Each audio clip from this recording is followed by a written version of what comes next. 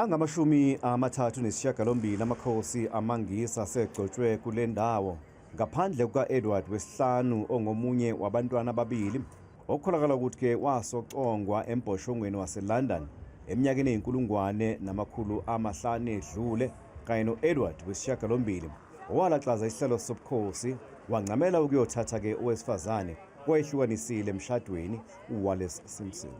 Umkhosi wokugcotshwa kwengonyama uzoqala uma sezibuya inhlazane kepha-ke kulindeleke ukuthi ukufingceka kunowendlovukazi Elizabeth eminyakeni engama-70 edlule owathatha-ke amahora amane wonke.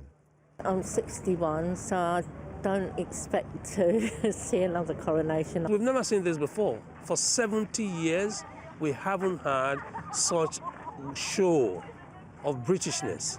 Umgqibelo uzokube usengethwe amabutho ase-UK ephelekezela ingonyama nendlovukazi abazokube begibele lenqola eyakhiwe ngegolide eyaqala ukusebenza ngonyaka wenkulungwane amakhulu ayisikhombisa namashumi ayisithupha ngo-1760.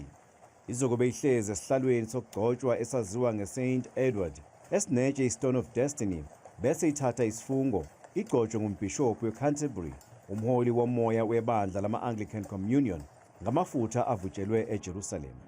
Ingonyama izokubeke isiphiwa izipho khona kuzona insabula nendandatho yegolide okubonisa amandla obukhosi nakamvelinqangi nomsebenzi wobukhosi.